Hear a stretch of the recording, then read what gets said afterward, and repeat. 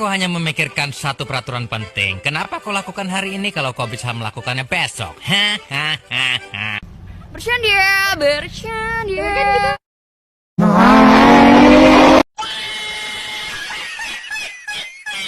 Anda ingin sukses? Anda ingin maju? Anda ingin berhasil? Ya, jangan menyerah. Tekun, giat, semangat. Oh, hai. Nggak kenal maka tak sayang, sudah kenal kok menghilang. Just kidding, forever, underpass, fly off. Okay, down.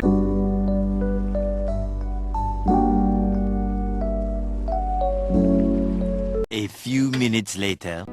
1. Ilmu hadis. Perkembangan ilmu hadis pada masa Daulah Abbasiyah terjadi pada periode kelima dan keenam. Berbagai permasalahan hadis yang muncul pada periode sebelumnya mulai dipecahkan. Beberapa permasalahan tersebut adalah pemisahan hadis Nabi Muhammad SAW berdasarkan fatwa para sahabat dan hadis beliau. Para ulama masa ini telah menghimpun dan membukukan hadis Nabi Muhammad SAW dengan beberapa cara, diantaranya sebagai berikut. A. Melewat ke daerah yang jauh guna menghimpun hadis dari rawi. B. Membuat klasifikasi hadis sebagai berikut. 1. Marfu, yaitu hadis yang disandarkan pada Nabi Muhammad SAW. 2. Maufu, yaitu hadis yang disandarkan pada para sahabat. 3. Maqtu, yaitu hadis yang disandarkan kepada perawi. C. Menghimpun kritik hadis yang diarahkan kepada perawi. A. Imam Bukhari. Imam Bukhari lahir di Bukhara tahun 810 Masehi dan meninggal di Hartanah tahun 870 Masehi. Nama lengkapnya adalah Abu Abdullah Muhammad bin Ismail bin Ibrahim bin Al-Mughirah bin Barzibah Al-Bukhari. Menurut riwayat kitab Sahih Al-Bukhari, kitab tersebut disusun dengan menemui lebih dari 1080 orang guru di bidang ilmu hadis. Imam Bukhari melewat ke arah daerah Syam, Mesir, Aljazair, Basrah, Kufah, dan Baghdad. Ia juga menetap di Mekah dan Madinah selama 6 tahun. Dari usaha tersebut, Imam Bukhari berhasil mengumpulkan kurang lebih 6.000 hadis karya Imam Bukhari, diantaranya Sahih Al-Bukhari, At-Tahrir As-Shaghir, Al-Awsat, Tafsir Al-Musnad, Al-Kabir, dan lain-lain. B. Imam Muslim. Imam Muslim lahir di Naisabur pada tahun 817 Masehi dan meninggal pada tahun 875 Masehi di kota yang sama. Nama lengkapnya adalah Abu Al-Husain Muslim bin Al-Hajjaj Al-Qushairi Naisabur. Sejak usia 14 tahun yang mendengarkan hadis dari syekh-syekh di negerinya. Setelah itu beliau pergi ke Hijaz, Irak, Suriah, Mesir, dan negeri-negeri lain untuk memperdalam ilmunya. Imam Muslim pernah berguru kepada Imam Bukhari ketika beliau datang ke Naisabur. Karya terbesarnya adalah Sahih Muslim. C. Abu Dawud. Abu Dawud lahir di Baghdad pada tahun 817 Masehi dan wafat di Basrah pada tahun 888 Masehi. Nama lengkapnya adalah Abu Dawud Sulaiman bin Al-Ash bin Ishaq bin Basir bin Sidat bin Amr bin Amron Al-Asdi As-Sistani. Sampai umur 21 tahun ia menetap di Baghdad. Setelah itu ia melakukan perjalanan panjang untuk mempelajari hadis di berbagai tempat seperti Hijaz, Suriah, Mesir, Khurasan, Teheran, Harat, Kufah, Tus, dan Basrah. Dalam perjalanan itu, ia berguru kepada pakar ilmu hadis. Sejak kembali dari pengembaraan tersebut, Abu Dawud menulis sebuah kitab hadis yaitu Sunnah Abi Dawud. Kitab hadis tersebut memuat 400 hadis dari sekitar 500.000 hadis yang dikumpulkannya. Tidak kurang dari 13 judul kitab yang telah ditulis untuk mengulas karya tersebut dalam bentuk komentar, ringkasan, dan revisi. D. At-Tirmizi. At-Tirmizi lahir di Termes, Tajikistan pada tahun 209 Hijriah. Beliau meninggal pada tahun 279 Hijriah di tempat yang sama. Nama lengkapnya adalah Abu Musa Muhammad bin Isa bin Suwarah bin Musa bin Bahal As-Sulami Al-Buki. At-Tirmizi memiliki kelebihan dalam hal hafal, menyusun, dan meneliti hadis. Imam Bukhari menjadikannya sebagai sumber bahan untuk menyusun hadisnya. At-Tirmizi adalah murid Imam Bukhari. Pendapat Imam Bukhari tentang nilai hadis sering ditampilkan pada karyanya sendiri, Sunan At-Tirmizi. An-Nasai. An-Nasai lahir di Nasa, Khurasan pada tahun 830 Masehi dan meninggal di Damaskus pada tahun 915 Masehi.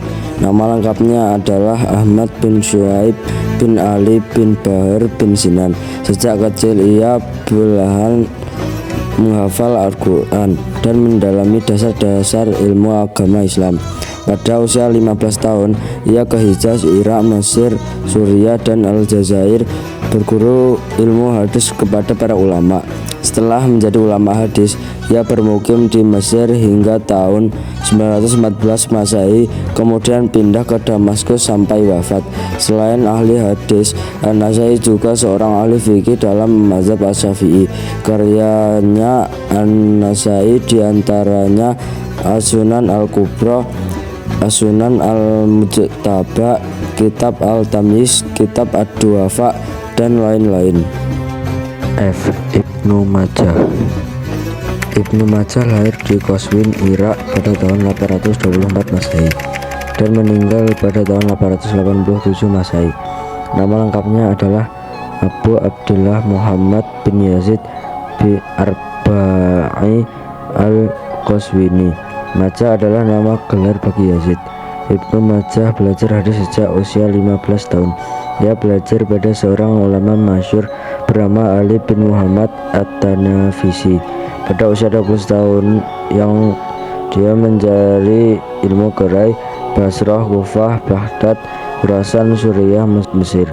Ibnu Majah telah menyusun kitab dalam berbagai cabang ilmu, dalam berbagai tafsir yang menuliskan tafsir Quran Al-Karim. Ia juga menulis At-Taurih, sebuah kitab yang berisi periwayatan hadis dari masa awal hingga masanya. 2. Ilmu fikih. Pada masa Daulah Abbasiyah, ilmu fikih mengalami perkembangan pesat. Hal itu terjadi karena para tabi'in sudah meletakkan dasar-dasar ilmu fikih serta ditandai dengan munculnya 4 imam mazhab sebagai berikut. A. Imam Abu Hanifah. Nama lengkapnya Abu Hanifah An-Nu'man bin Sabit bin Zuta At-Taimi Al-Kufi. Lahir tahun 80 Hijriah atau 699 Masehi di Kufah. Beliau murid ulama besar Muhammad bin Sulaiman, seorang ahli fikih, dan Atta bin Roibah dan Nafi' Maulana bin Umar, seorang ahli hadis. Beliau sangat kuat dalam memegang prinsip dan tidak mengenal berkompromi dalam hal yang bertentangan dengan Islam. Di antara karya-karya monumental beliau ialah Al-Fiqih Al-Akbar, Al-Fiqih Al-Absat, Kitab Al-Jami' Al-Shaghir, dan lain-lain. Imam Abu Hanifah meninggal dunia pada Rajab 150 Hijriah atau 767 Masehi dalam usia 68 tahun. B. Imam Malik bin Anas. Nama lengkapnya adalah Malik bin Anas bin Malik bin Amir Asbahi. Beliau lahir pada tahun 93 Hijriah atau 712 Masehi di Yaman. Ibunya bernama Siti Aliyah binti Surai bin Abdurrahman bin Suriyah Al-Azadi. Kakaknya merupakan salah seorang sahabat Nabi yang bernama Abu Amir. Imam Malik berguru kepada ulama-ulama Madinah, antara lain Abdurrahman ibnu Hurmuz, Nafi' Maulana ibnu Umar, Ibnu Syihab Az-Zuhri, dan lain-lain. Beliau mempunyai sifat tawaduk sekalipun lebih pandai dari gurunya sendiri. Bahkan seorang guru memberikan kesempatan kepadanya untuk memberikan fatwa. Namun beliau tidak bersedia sebelum mendapatkan pengakuan dari 70 ulama. Selain sebagai ahli hukum Islam atau fikih, beliau juga dikenal sebagai ahli hadis.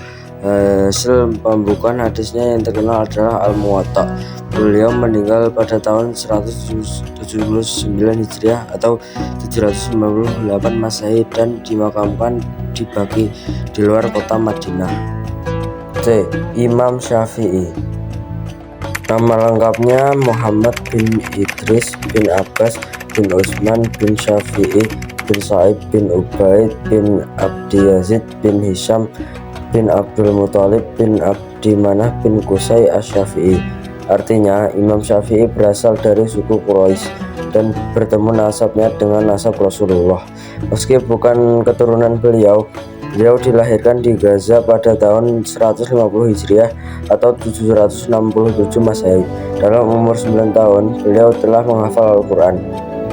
Kemudian beliau memperdalam dan memfasihkan hafalan serta bacaannya ke daerah Huzail, suatu daerah yang dikenal banyak penghafal Al-Quran. Setelah mengidap penyakit yang berat, beliau meninggal dunia pada tahun 204 Hijriah atau 820 Masehi, hari Kamis malam Jumat tanggal 29 Rajab. Karyanya yang terkenal adalah Ar-Risalah, merupakan kupasan dari dasar-dasar ilmu fikih, Musnad Imam Syafi'i, dan yang paling terkenal adalah D. Imam Ahmad bin Hanbal.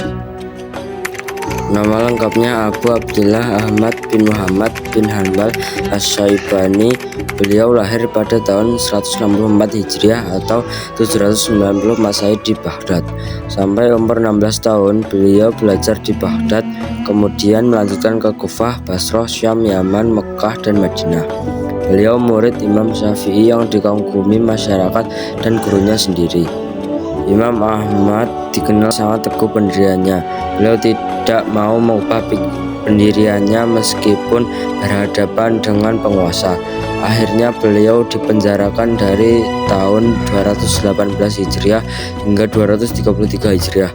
Setelah khalifahnya berganti, barulah Imam Ahmad bin Hanbali diberikan kebebasan untuk berpegang pada pendirian akidah serta i'tikadnya. Beliau meninggal pada hari Jumat tanggal 12 Rabiul Awal tahun 241 Hijriah atau 855 Masehi dalam usia 77 tahun. Karyanya yang paling terkenal adalah Musnad Imam Ahmad. 3. Ilmu tafsir. Pada periode pertama pemerintahan Daulah Abbasiyah, ilmu tafsir menjadi ilmu mandiri yang terpisah dari ilmu hadis. Buku tafsir lengkap dari Al-Fatihah sampai Anas juga mulai disusun.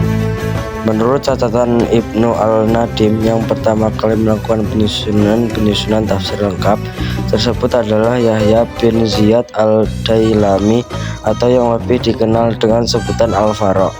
Itulah sebabnya tafsir tersebut dinamakan tafsir Al-Fara. Sesuai dengan nama penyusunnya, dalam bidang ilmu tafsir sejak awal sudah dikenal dua metode penafsiran, yaitu 1. Tafsir bi al-matsur, 2. Tafsir bi al-rayi.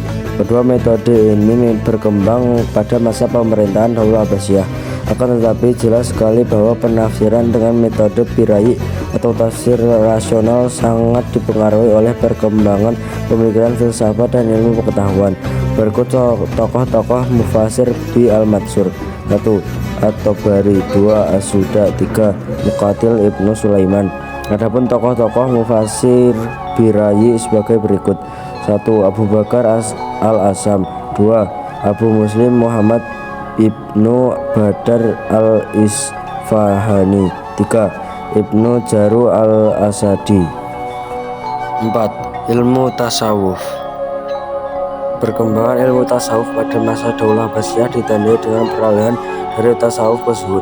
Setelah itu dalam perkembangan selanjutnya muncullah dua aliran, yaitu tasawuf yang bersifat akhlak dan tasawuf yang bersifat filsafat. Tasawuf yang bersifat akhlak dasarnya adalah Al-Quran dan Sunnah Nabi. Oleh sebab itu tasawuf ini disebut dengan tasawuf sunni. Di antara tokoh tasawuf sunni adalah sebagai berikut: A. Al-Haris bin Asad Al-Muhasibi, B. Junaidi Al-Baghdadi, C. Abu Nasr As-Saraj At-Tusi. Adapun tasawuf yang bersifat filsafat, tasawuf model ini juga disebut tasawuf filsafat. Di antara tokohnya sebagai berikut: A. Zunun al-Misri, B. Abu Yazid al-Bustami, C. Husain bin Mansur al-Hajjaj yang terkenal dengan teori Halul dan al-Haqiqat al-Muhammadiyah.